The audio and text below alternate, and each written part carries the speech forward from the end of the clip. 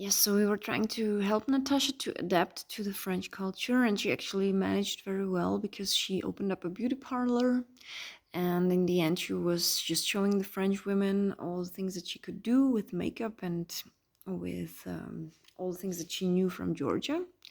And when she came to the French people, she actually showed them a lot about her Georgian culture, and she actually found ways of sharing pleasure with people from France by sharing the same value of food, because French people also like food. And so, as I always said to you, that successful acculturation often happens through sharing and finding ways of sharing your pleasure and the new culture by keeping your own identity. So this is a little bit of a fairy tale case study. It doesn't always go that easily. But how do we actually do it? In the French society, in the French university, we learned that there are 3 steps to cultural comfort. This is a very French concept, even coming from the words. You will see that this is really the French influence there. So the first step to a successful acculturation is called the flânerie. So flânerie means that you are just kind of walking around, observing. You let the new reveal itself to you. It's a little bit what you were describing in the Google Doc when you were speaking about honeymoon. And you observe your inner reactions without just even judging them, let's say. Just observe, how do you actually feel in the new culture. This is really something that I think that you experienced while you were in Czech Republic. And as I said, things are not always the way that they appear at the first glance. So this was what I was trying to explain her, that maybe the French women don't really think of her as a cleaning woman or something like that, but they are just have a different way of welcoming people to their homes. So the second step is embrace the space, meaning that you should just try to see if the new experience that you, new ways of doing, new social norms, new environment could stretch your mind in some ways. Yeah, I think this is maybe something that you experienced, this type of expansion, while you came back now to the United States and you see that you are not the same anymore. Yeah, so you can never go back to your old dimensions because you have learned something new. And then, of course, the reflection. Well, this is what I was trying to do with you in the course, that you don't know what to expect and they don't know what to expect from you. Give yourself the benefit of the doubt and try to gain as much cultural understanding as possible and see where there could be some points of connection. Yeah, so this is what we try to do when we have 2 cultures and when we need to adapt them one to each other. Okay, now we go to the second part of the course. So we'll study a little bit more in depth what the false self means, and we'll look into the reconstruction of social integrity. So the reaction to cultural difference is either that you actually try to understand the other culture, so again, depending on the motivation of this group or individual, on cultural maintenance, cultural immersion. So it means you enter the culture, try to enrich yourself and take the values that are useful for you, maybe even borrow the values. Or it's conscious refuse and destruction coming from a feeling of superiority, not to be infected by the other culture. Now, this statement sounds very, very harsh, but it actually really exists. A lot of the Georgians that I was encountering during my work in the NGO really said that they don't want to be infected by this culture that doesn't have the same traditional values, where the women are much more masculine than they should be. And very many times you will hear things like that by a culture who has very high cultural maintenance. And then, of course, this is also always linked to extremism or decadence. And we'll speak about extremism next week when we speak about the multicultural society and about terrorism and what happened there, or what is still ongoing with these individuals very many times. So yeah, the process of acculturation is really like replanting. Yeah, as I said, when you are at your place, you kind of have this feeling of pleasure to be able to share with other people. Not always, yeah, there are people who don't feel happy in their own culture too. But usually moving is always one of the experiences which is considered to be the hardest. Yeah, if you move, again, for which reason you move, we discussed that when we were frameworking acculturation, but it's not always easy to replant oneself. So here, just a little reminder of the graphic of expatriation. And the phase of acculturation from the transcultural point of view. So the first year is really the uncertainty. Yeah, you experience a feeling of you don't know where you really belong. You kind of are waving in between the two cultures. And in the second year, you are becoming somebody else. You're adapting to the culture because you are imagining your life in the other culture. And this is where really the concept of the false self comes in. So it means that you let the other culture enter, or you continue to live as if you were home. Yeah, as I told you, the phase of disconnection or marginalization can also take place. What can be the psychological consequences of that?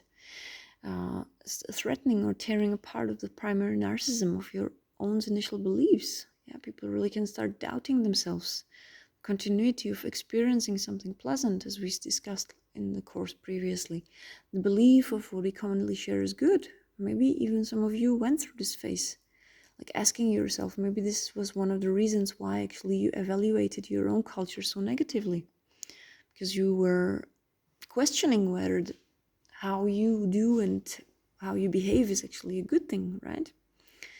Adaptation to the new can be experienced as something very negative. Structuration of new identity can be even viewed as or lived or experienced as depersonalization. So this was really the example that I gave you of Natasha. She experienced it a little bit like that. As I told you, she became a little bit paranoid, but I have had many patients who really experience it like a depersonalization, like they don't know who they are anymore. They're starting to lose their identity. Because the modification of the instinct structure is taking place. So this was what we were discussing when you want to behave a certain way, but you actually block yourself not to behave that way. So it really enters into your conscious and unconscious processes. And it can lead to establishment of defense mechanisms such as displacement, projection, isolation, and the damage of primary narcissism can lead to antisocial behavior. Again, something that we will be discovering more in depth in our course on multiculturalism and extremism. Just for you, a little step into the definition of narcissism.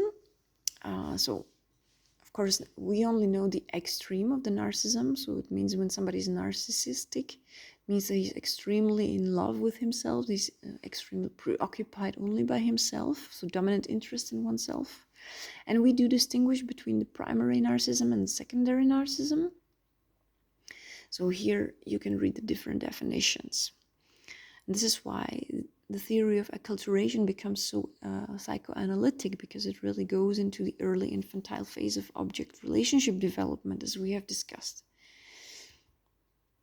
Yeah, here you have some just funny pics and some in regards to narcissism and some connections with culture you can read. What else does the individual have to do? It has to reconstruct the connections, the change of identification and social agreements. Meaning that the agreements that you previously made in the society that you were enculturated in are now not valuable anymore. You have to make new connections. And of course, this is some sort of investment. You have to integrate yourself into a new system. And this might not be as easy as it looks, right? So in reading on immigration in the United States, you were discussing that a lot. So you have to find your place in the new society. And how can you do that? Of course, it gets much more difficult when you have children. Which values will you transmit to them? This is what we discussed in our transmission model, in vertical, oblique, and horizontal transmissions. How can you really transmit these values to the children if the values that they receive in school are not the same as they receive at home, for example? Yeah, many of you have experienced that. Those who have a double culture, it's quite complicated.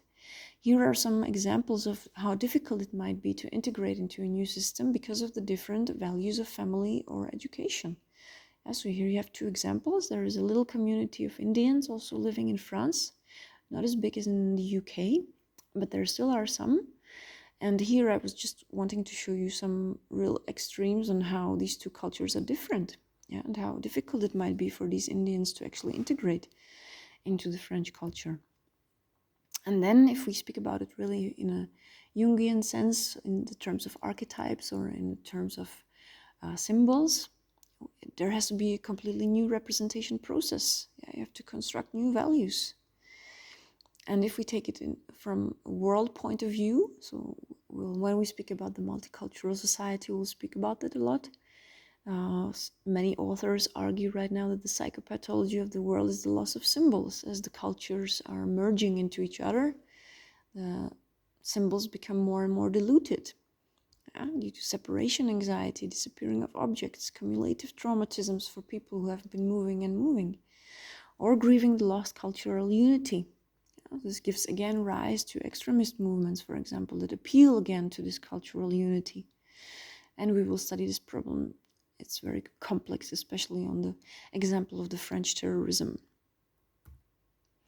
So what can happen here? This picture is actually very, very characteristic for the situation of the false self or suffering of identity. So meaning that the person maybe has several cultures, but inside himself, how does he actually feel? Yeah, he has learned to adapt and to take the red mask to live in the States, for example, the green mask to live in Mexico, but how does he actually feel himself? Yes, very many times really people that are traveling a lot in the diplomatic community that I work with, they really understand this picture. It's like, which identity am I actually? If we refer to the Georgian saying, like, if you do not have a cultural belonging, you are nobody. So this is really how some people might sometimes feel. Like they're kind of empty, or like they don't know where they actually belong. So suffering of identity, here is our case study. This will be a participation question. Yeah, it's Smriti Ram. She describes her Singapore experience. So she emigrated from several countries, and then she found herself in the United States.